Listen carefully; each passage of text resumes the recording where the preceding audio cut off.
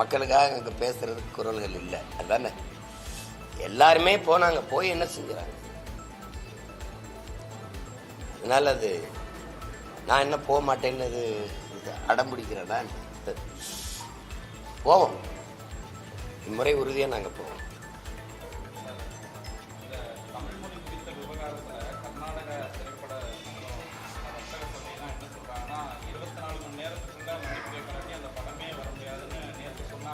உங்கள் ஊரில் ஓடாது அவ்வளோதானே, படமே வராதுன்னா இப்படி உலகம் பூரா ஓட போகுது. இப்போ எங்கள் மாண்பை நீங்கள் பாராட்டுங்க. உங்களுடைய மண்ணிலேருந்து எடுக்கப்பட்ட கேஜிஎஃப் 1, 2 நாங்கள் ஏதாவது தொந்தரவு பண்ணோமா? சொல்லுங்கள் நீங்கள். இப்போ சரி, எங்கள் அண்ணன் கமலஹாசன் வந்து தமிழ் மொழியிலிருந்து தான் கன்னட மொழி வந்துடுச்சுன்னு சொல்லிட்டாங்க. சரி, அதனால் நீங்கள் பேசுகிறீங்க.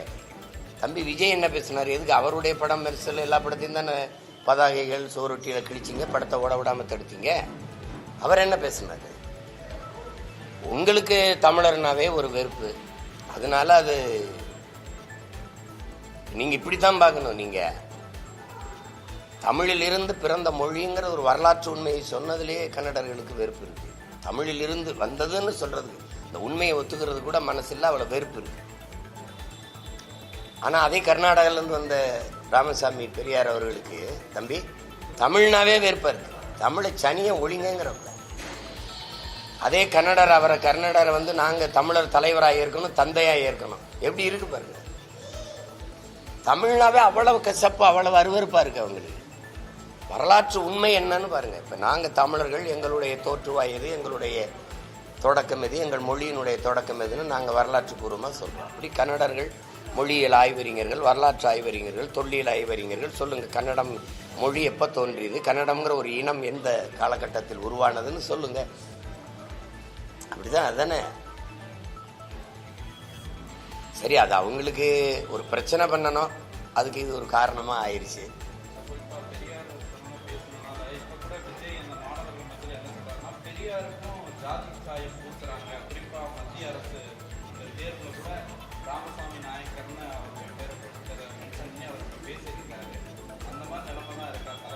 இல்லை, அதெல்லாம் ஒன்றும் கிடையாது. அவரே ரொம்ப நாள் ராமசாமி நாயக்கர் தான் கையெழுத்து போட்டுருந்தாங்க.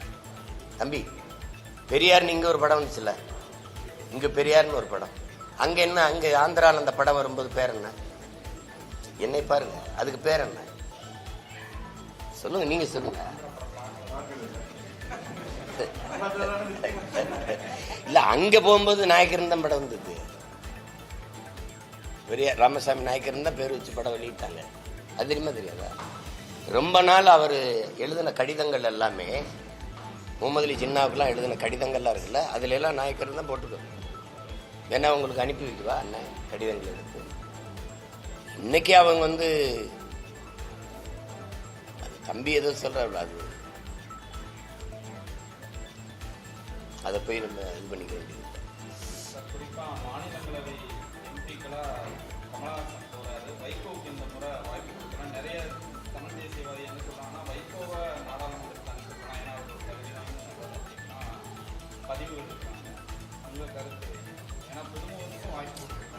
இல்லை, இப்போ அது வந்து திராவிட முன்னேற்ற கழகம்ங்கிறது ஒரு பெரிய அது கட்சி, அவங்க கட்சி தலைமை தான் முடிவெடுக்கணும். இப்போ அண்ணன் வந்து அவருக்கு வந்து கொடுக்கணுங்கிறத அவங்க தான் விரும்பி இருக்கணும். முதல்ல இங்கே பாருங்க, கமலண்ணன் இந்த ஒப்பந்தத்தில் பேசி ஒரு முடிவு எடுத்திருப்பாங்க, நான் உங்களை ஆதரிக்கிறேன், எங்களுக்கு மாநிலங்களவை கொடுங்கன்ட்டு. அந்த மாதிரி ஒரு இது பேசப்பட்டிருக்கணும்ல.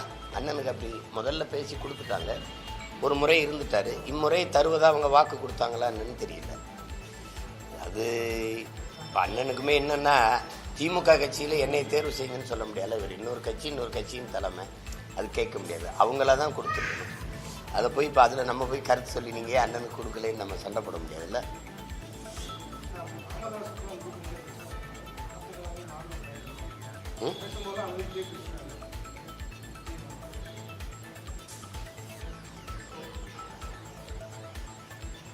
அதை பார்க்கும்போது காயமாக தான் இருக்குது, கஷ்டமாக இருக்குது. அது இப்போ எங்கள் ஐயா இவ்வளோ தூரம் காயம்பட்டிருக்காங்களே நினைக்கும்போது, நாங்கள்லாம் ஒரு அருகில் இருந்து வளர்ந்த பிள்ளைகள். அது ஒரு தகப்பன் போல் நாங்கள்லாம் அன்பு வச்சு மதிப்பு வச்சு நேசித்த ஒரு பெரிய தலைவர்.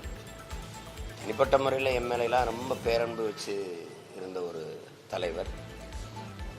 அவர் ஒரு ஐயாவுக்கு இவ்வளோ தூரம் வருத்தம் இருக்குங்கிறத அவர் பதிவு பண்ணும்போது தெரியுது. இப்போ இதில் வந்து இதை ஒரு இதாக்கி பிரச்சனையாக்கி பேசிக்கிட்டே இருக்க வேண்டியதில்லை. அந்த காயங்கள் நான் வந்து நம்புகிறேன் அது உறுதியாக ஆறிடும் தான் நினைக்கிறேன். அது காயங்கள் ஆறணும், அது ஆறிடும். கொஞ்ச நாள் விட்டால் அது சரியாயிடும் அப்படின்னு நான் உறுதியாக நம்புகிறேன். கொஞ்ச நாள் விட்டால் சரியாயிடும்.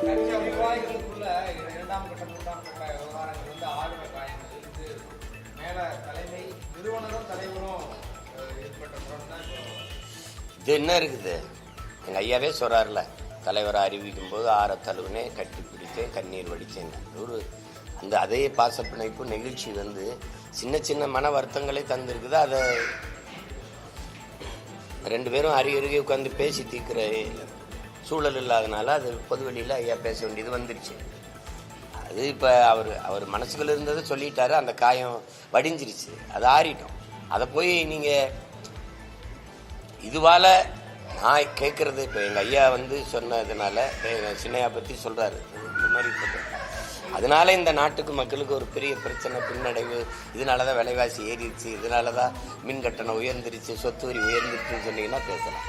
அது ஒரு சின்ன கட்சிக்குள்ளே இருக்கிற ஒரு சின்ன முரண். அது சரியாயிடும், அது சரியாயிரும், அது சரியாகணும்.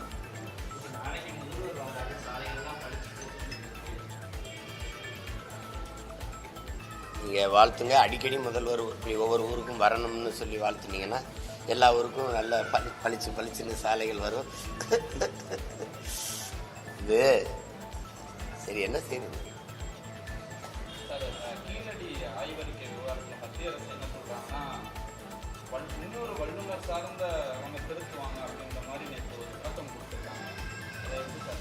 அது ஏற்காது. இந்தியா வந்து உங்களுக்கு தமிழர்களுடைய தொன்மையை, இந்த பெருமையை ஏற்காது. இவங்களே பேசும்போது திராவிட நாகரிகம்னு சொன்னாங்க, அப்புறம் இந்திய நாகரிகம் பண்பாடுன்னாங்க. உங்களுக்கே தெரியும், 2600 ஆண்டுக்கு முன்னாடி இந்த நிலப்பரப்பு இப்படி இருந்ததா, ஒன்றா இருந்ததா, இல்லை இந்தியாங்கிற ஒரு பெயரோடு இந்த நாடு இப்படி உருவாக்கப்பட்டிருந்ததா? அப்போ திராவிடம்ங்கிற ஒரு சொல்லோ இனக்கூட்டமோ இருந்ததா சொல்லு. 1800 தான் கன்னடம்ங்கிற மொழியை பிறந்து கன்னடர்களே, அப்புறம் 1600 தெலுங்கு, இதெல்லாம் திராவிட மொழி, திராவிட மொழி குடும்பம்னு இவங்க சொல்கிறத எடுத்துக்கிட்டா கூட 2600 ஆண்டுங்கிறது ஒரு தோராய கணக்கு தான். ஏன் 5500 ஆண்டுக்கு முன்னாடி இருந்துருக்கூடாதா? இப்போ நீங்கள் எங்களை முழுக்க ஆய்வு செஞ்சிட்டிங்களா? 2 ஏக்கரில் தான் வாழ்ந்தோமா? ஒரு இனக்கூட்டம் ஒரு கூட்டமாக வாழ்ந்தால் ஒரு பெரிய ஒரு கிராமம்னா எவ்வளோ பெரிய நிலப்பரப்பில் இருக்கும்? நீங்கள் அவ்வளவும் தோண்டி ஆய்வே செய்யலை. ஒரு 2 ஏக்கரை ஒப்புக்கு தோண்டினதை எடுத்ததை பெரும்பாலும் அந்த ஆவணங்களில் என்ன பண்ணாங்க, பெங்களூரில் கொண்டு வச்சுட்டாங்க. உண்மையிலே அக்கறை இருக்கிறவங்க அங்கேயே ஒரு ஒரு கட்டடத்தை கட்டி ஒரு பாதுகாப்பாக அந்த பொருட்களை சேமித்து வச்சு பிள்ளைகளுக்கு அது அரிய காட்சியை அருங்காட்சியாக வச்சுருந்துருக்கலாம். அதை செய்யலை. நான் வந்து அப்போ பார்த்துட்டு அப்போ சண்டை போட்டேன். அந்த மொத்தமாக ஒரு இஸ்லாமிய பெரியவரோட இடம், மொத்தமாக அதை வாங்கி தோண்டியிருந்தால், அந்த 100 ஏக்கரையும் தோண்டியிருந்தால் இன்னும் எவ்வளவோ அரிய தகவல்கள், அந்த சான்றுகள் நமக்கு கிடைக்க வாய்ப்பு இருக்குது. அதை ஏற்காது, இந்தியா ஏற்காது. அது அந்த பெருமையை தமிழர்களுக்கும் தமிழ் இனத்திற்கும் கொடுக்க தயங்கும். இப்போ உதாரணமாக உங்களுக்கு சொல்கிறேன், ஐயா மோடி அவர்கள் வந்து எந்த நாட்டுக்கு போனாலும் உலக மொழிகளின் மூத்த மொழி தமிழ், அது எங்கள் மண்ணில் இருப்பது எங்களுக்கு பெருமைன்னு சொல்கிறாங்க. இந்திய மொழிகளின் தொன்மையை தமிழிலிருந்து அறியலாம்னு பேசுகிறாங்க. அது எங்களுக்கு மகிழ்ச்சியாக தரும். நாங்கள் பேசுகிற கருத்தை தான் அவங்க எல்லா நாடுகளையும் பேசுகிறாங்க. சரி, ஆனால் புதிதாக கட்டப்பட்ட நாடாளுமன்ற கட்டடத்தின் வாசல்ல சமஸ்கிருதத்தில் கல்வெட்டு இருக்குது, இந்தியில் இருக்குது, இங்கிலீஷில் இருக்குது, உலக மொழிகளின் தாய் இருக்குது, உலகின் முதன் மொழி தமிழ் அப்படின்னு உலக மொழிகள் ஆய்வறிஞரே ஒத்துக்கொண்ட உண்மை. அந்த மொழிக்கான அங்கீகாரம் என்ன இருக்கு, மதிப்பெண் இருக்கு. ஏன் அது தமிழ்ல ஒரு கல்வெட்டு இல்லை? அதுல இத்தனை நாடாளுமன்ற உறுப்பினர்கள் போறாங்க. 39 இருந்தாங்க, இப்ப 40 இருக்கிறாங்க. ஏன் அதை பத்தி பேசல? இந்தியாவில் இருக்கிற 22 மொழிகளையும் கல்வெட்டு வச்சா என்ன இடிஞ்சிருமா கட்டடம்? என் தாய்மொழியை அங்கீகரிக்காத இடத்துல, என் தாயை மதிக்காத இடத்துல எனக்கு என்ன பாசம் நேசம் வந்துடும் சொல்லுங்க. என் தாயை மதிக்கல, அந்த இடத்துல எனக்கு என்ன இருக்கும்? அந்த வீடு என் தாயை அவமதிக்கிற இடத்துல எனக்கு பகையா உறவா சொல்லுங்க.